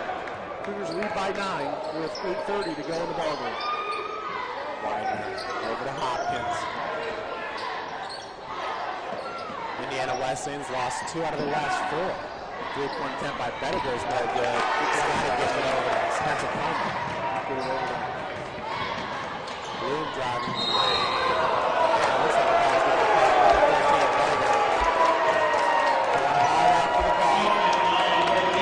You can definitely, really, you can think about the frustration on the Wesleyan side because the call was late. It was a late whistle. I understand. Let's call it late the first time. Don't think about it. Just call it. Yeah, but it was an obvious foul. It was. There's no question. It's just when you whistle late like that, you obviously get the fans out there. It wasn't a foul call. Exciting the crowd. So Seth Small in, Josh Hogan to take a breather. Yeah, get a drink, get him back in the game. You have to get him on the court. Bloom makes it 72-61. Cougars up 11. 8 minutes to go in this game. Widener between the legs. Bediger beats it down low to Hopkins. Misses. Rebound by Hopkins. That's a huge miss by Hopkins. Of course, he's won the foul. He's used to him down there. That's kicked around. So small loose ball. No foul call. Timeout called.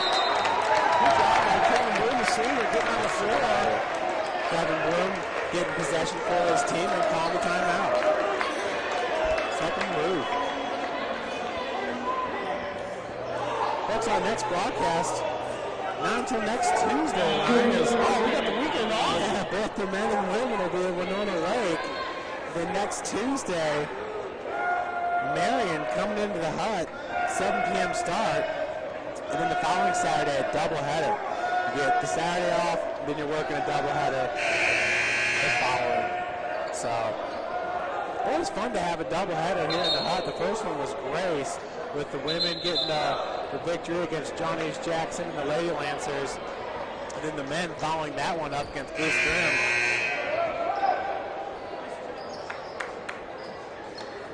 Grace knocking off these Wildcats at their place, 80-77, just 4 games ago. 72-61, St. Francis, 7:49 to go in the ballgame. Seth Small with, I believe it was 4 dimes there in the first half. Comer working against Martin. Martin, a 6'5" lanky guy. Behind the back for Hussey, 4 seconds on the shot clock. 4-3, that's an air ball attempt. Scotty trying to throw it over the backboard. That's Michael Jordan S. I'll tell you right now, if he makes that shot, this place goes insane. Rubs. What a good one for Howard Wills. Oh, man. Widener gets past Comer, looking for the reverse, gets his own rebound. Widener with his, I think that's his 19th point. So him and Scott Ess at 19 leading the scorers. Sneers have to check back in on 4 times, right? That's a good time for him. 7:03, you want to play strong, let him finish out, fouls out. You know, go back to the shoot line.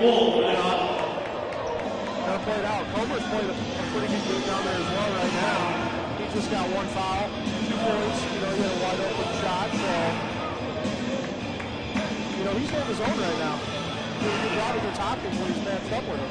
Yeah, and Spencer Comer in the first half. Spencer chipped in 4.27 minutes.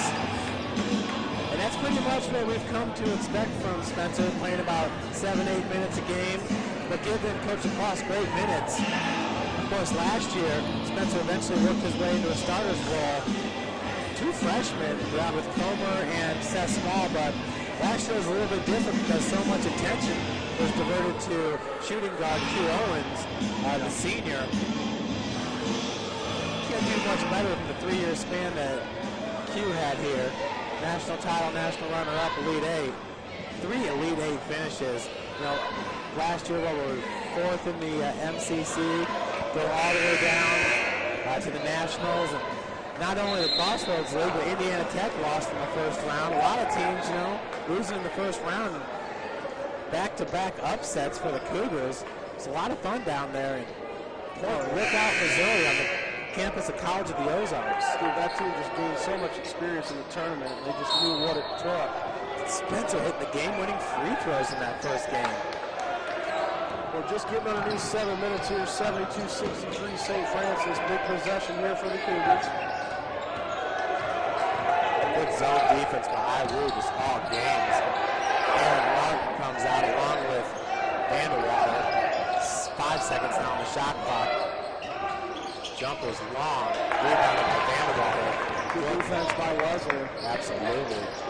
Widener over to Martin for 3. In and out, no good. He said he's a 44% shooter from Yeah, he shoots it well. Yeah. He got a great look at it. Hogan being guarded by Vanderwater.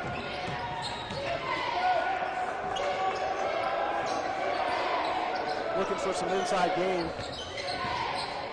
Hopkins doing a good job getting through the pick. Scotty gets his own board. That's going to be his third. You know, really wasn't Madison underneath because Scott, he made his way in his presence known on there on Hopkins, which Hopkins doesn't do there. You know, you can't have him both like Coach Tomlin was asking for. He's asking for it on both ends, and you can't have that. You got to have one or the other. So you can't complain about that down there. There's no way. Hopkins been getting away with that for years. There has to be some consistency, no doubt. Scott gets that one to go. He increased the lead to 11. A lot of people were talking about that with the Super Bowl this past Sunday. You know, you're letting them play all game, and in the final minute, Coach Harbaugh's wanting a pass interference. This is the second one. Where's that foul? I guess that's going to be on Russell. Really? I guess I didn't see that over the back wall. So that's going to put Martin to the line for Indiana Wesleyan and it'll make this a free throw game, I guess. Martin shoots 89%. Only missed 4 free throws on the year, 33 of 37. Got to be pretty close to being perfect in league play, I'm sure. And he missed. You talk about it, things happen, Jeff. Right. Good work there, CRB. 6 minutes ago, Cougars up 10, 73-63. Cougars can really push the clock here a little bit. Logan working against Vanderwater. They've been matched up all game as well. Vanderwater helps out Hopkins on the corner. I didn't see it, but Seth will argue there. So he looks over to Coach Lacrosse right away. And you know, from talking to Coach Lacrosse, it's probably his #1 pet peeve. Yeah. Widener looking to make it happen. No good. Hopkins, rebound, no good. Chasing down the loose ball is Hopkins. Take a flop there. Back into the lane. They're going to give that. That's you know, I hate to say it, but really, those shots are a little bit out of control. And I think if Patrick would see the video as well, he'd probably agree. Looks like Patrick Hopkins is trying to incorporate a little bit of Scotty Cohn in this game, where you see him falling away and trying to be athletic down there. He's a big man. You got 5, that's 5 on Brad, so Brad's going to have to check out. Both benches going to use this as a timeout opportunity. So he'll check back in. He's got 4 fouls. Got to go with it. You know, if you're Wesleyan, get the ball in and go against Sovine if you can, obviously to knock them out. So Hopkins goes back to the line. He's missed his last 2 or 3 in a row from the line. 5:30 on the game clock, 73-63. Cougars up 10. You miss another one. Yeah, He's missed, I think, 4 in a row. He's 3 for 9 right now from the free throw line. Have to check and have to go back and check, but I'm pretty sure it's 4 in a row he's missed. Hopkins with 15 boards, and Scotty Cohn has 12. Both players collecting their 15th double-double on the season. That's an impressive number. Yeah. Hogan matched up against Vanwater, and he's got 3 fouls. Hopkins way out of his comfort zone there. Josh having a hard time penetrating to the bucket here since the beginning of the first half. Seth puts it back over to Josh.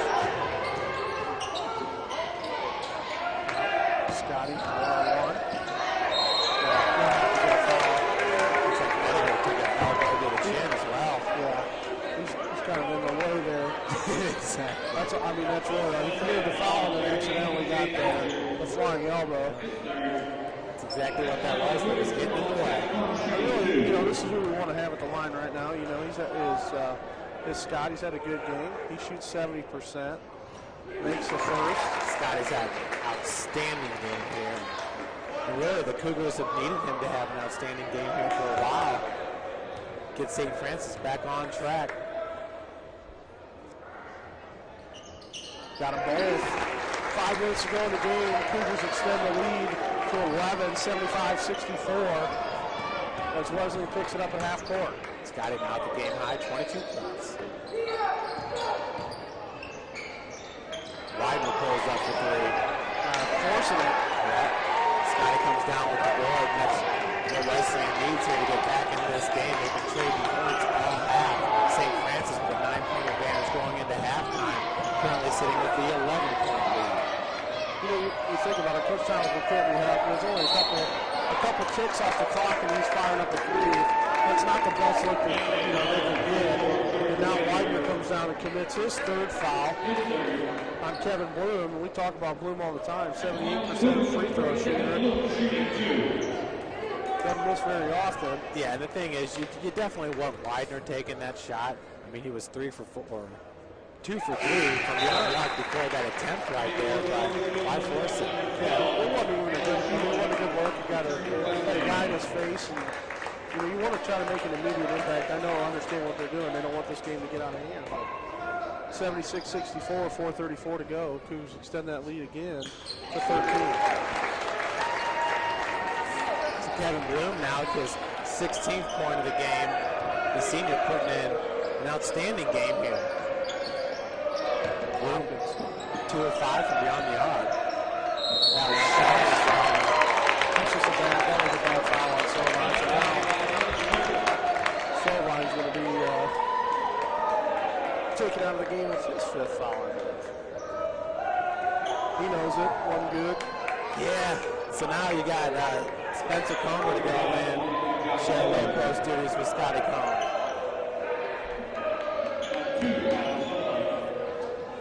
It's nice to have the 11-point advantage right here. Obviously, Schoen has an opportunity here to cut that lead to 9. Taylor Schoen in this game, he's 1 for 1 from the field. Schoen's got 4 fouls as well.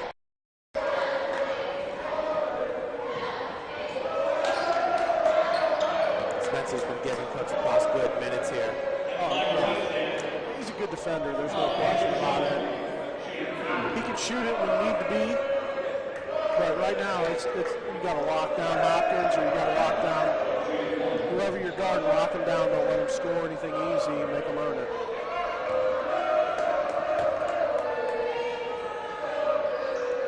This is the front end. Wow, they missed a lot of free throws. That was a big free throw right there. Speaking of, free throw percentage at 50%, just under 50 now. 7 of 15 shooting on the charity stop for Indiana Wesleyan. That's going to be his 4th. A lot of fouls called in this game. Even Widener on that hand check that didn't happen. So now Bussey's going to end up checking in. It's going to sit down, Coach Cross's seat. Bloom, who we won at the line, shooting almost 80%, makes that one. 78-66, 12-point advantage for St. Francis. It seems like the clock will just not run out. 4:13 on it, slowing it down. With his free throws. Makes it both.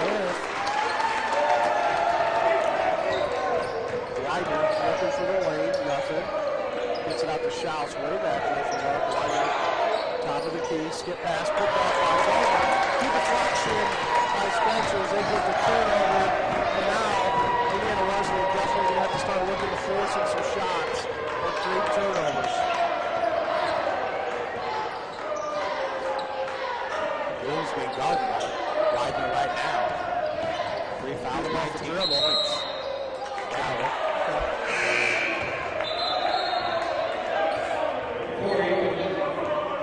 No substitution, Coach, not yet. St. Francis now with more turnovers than IWU, 12 to 10. Hopkins doesn't back it down. Blocked by Scott Comer. Big one. They're going to have to foul here eventually. Good help defense there by Scotty Comer. Big block, 3:30 to go in the ballgame. Cougars up 79-66. Obviously, would be a big win for the Cougars. They back it back out. 15 on the shot clock, got plenty of time. Josh working against Jones. Jones walking in, they go to the left. Hogan for 3. No good. Rebounded by Hogan. Great play by Josh.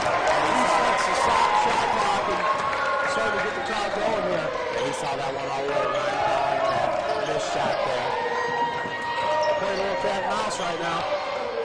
Hey, Comer looking open down low and didn't see him.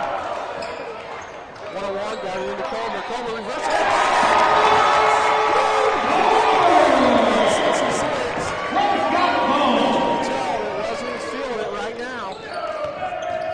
Pushing it is Van Either no good, and here goes Hogan. 4-on-2, and they slow it down. Coach wants it slow down. 2:25 away on clock there. No foul. Hogan did it down. He's up on the 33. Patrick Hopkins, that's his board. What are you thinking, Ryan? I'm thinking that The way this is shaping up here, we have Kevin Bloom and Scotty Combs. Scotty definitely's got 22. Bloom's got 18. Scott's played such a great game here in his junior year. He's 8 for 12 from the field. We got Drake around here somewhere, don't we? There she is, right down She here. can hear us. And Coach Lacrosse, absolutely. Huge victory for the coach. 2:16 to go in the ball game. You gotta head down there with Taylor, help her out. Help her grab those She's guys. on her own today. Okay. Yeah, you can handle it. I see you down there. Got it to go. 82-66, 2:16 to go. Widener bringing it across. Gets deflected by Comer. You know, interesting thing about, we talked a little bit about deflections. I saw a little blurb at the IU Michigan game. Coach Cream, he tallies every deflection and gives it to a guy, and he thinks that's the difference sometimes in the game. So, interesting stat that they used. The deflections. The deflection, yeah, it's Steal by Spencer Comer. Looking to finish, got his man. Easy.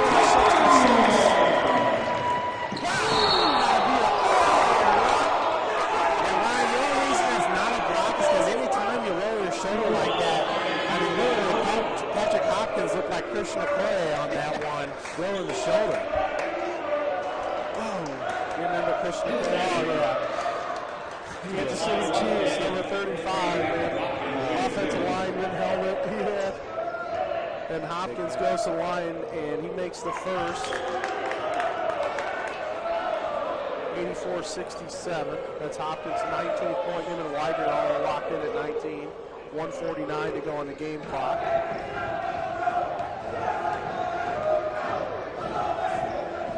Missed the second one. Bruce. Yeah, you know, Spencer did a great job of getting himself in position. It was nearly ran over there by Vanderwater. But they say it went out on Comer.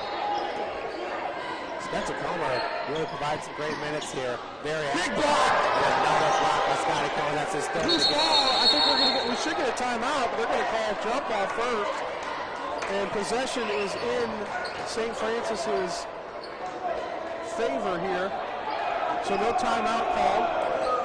That'll help us. I think we had one left. Ethan Hussey's going to check in for the Cougars. Comer, big minutes. Big minutes by Spencer Comer tonight. What is that thing over there on the possession arrow? Is that a dinosaur? Yeah, it's a lucky dinosaur. Oh, I did not know we had one. Maybe a brontosaurus. All right. 1:43 left in this game. 84-67. Turnover. Vanderwater. Hopkins can't get it to go, and Cole's going to commit the foul, put the ball in the bucket, and Hopkins going to go line for the three-point play. 84-69, St. Francis, minute 37 on the game clock. Hopkins 8 of 17 from the field. He's really had a hard time connecting there on the low post. He misses another free throw. So Josh gets it over to Ethan. Steal attempt was there by number 12, Taylor Shaw.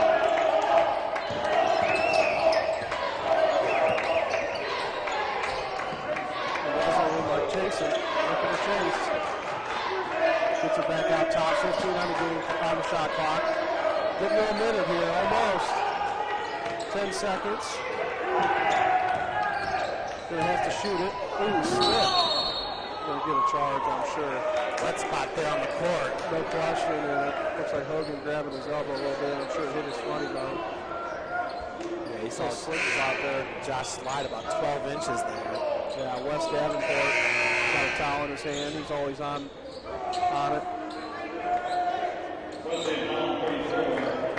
Spencer Comer's going to head back in. It's just a matter of who he's going to go in for. I imagine it's Seth Small or Ethan Hussey.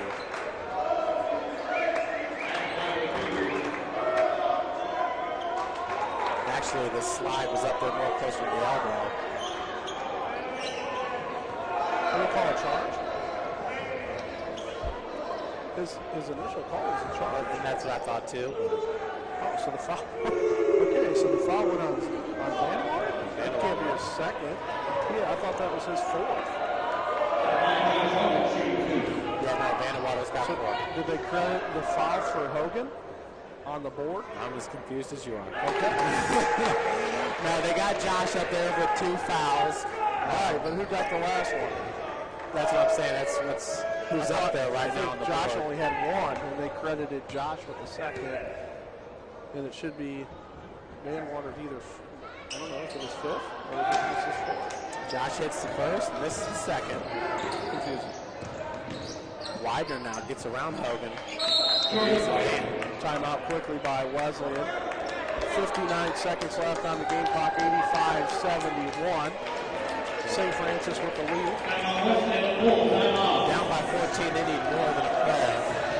And Indiana Wesleyan not taking a whole lot of shots from beyond the arc. 5 of 12 in this game. 6 of 13 for St. Francis. Last 3-point attempt I remember was by Widener there, where he forced it from the wing.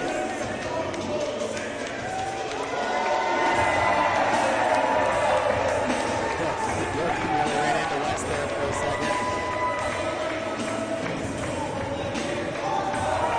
So yeah, we'll go with definitely Coach Apostle, a huge win for the third-year coach of St. Francis. We're 59 seconds away with a 14-point ad. Take some other scores from around the league. Taylor lost to Spring Arbor 53-48, so the Spring Arbor Michigan Cougars on a bit of a run here in the second half of Crossroads League play. Goshen beat MBNU 66-61. They got their first W tonight, huh? I think that Goshen, that's their first win in Crossroads League play. And then Huntington beats Bethel 61-59, so Bethel lost their second straight game. You called that one, Ryan. I did. It's going to move, really, it's going to move Taylor into that number 1 spot like we talked about. What was that score, Jeff, for Taylor? Taylor actually lost to Spring Arbor. And it was in their hands. Yeah, 53-48, lost by 5. Wow. They had an opportunity there, no question. Jones court. Moving back to the free throw line. So Bethel moves to 11-4, Taylor 11-4. And if everything remains the same here, Wesleyan will go to 11-4. Big Grace win tonight.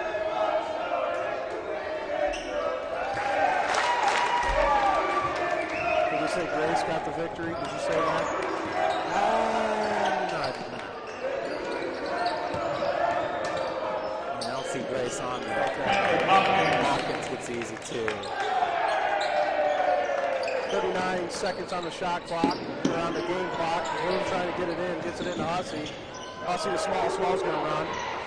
He pulls it way out ahead of the pack, and they're going to look the foul, no call. Gets it over to Bloom. Yeah, Taylor shown there, grabbing his hip. Yep, nothing there. We want Bloom to shoot it. Hussey. 3-second differential from the shot clock, the game clock. Shot clock's at 16. Yeah, this game is over. It's a great victory. Chad Cross and the Cougars are knocking off number 4, Indiana Wesleyan. Hussey going to go up and down. Looks to be the final as George Jones going to get a wide open 3 as he misses it.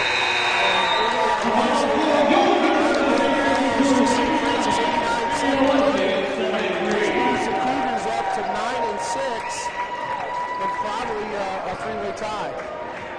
Drake, are you going to get out there? So CRB is going to take that one over for Kayla Drake.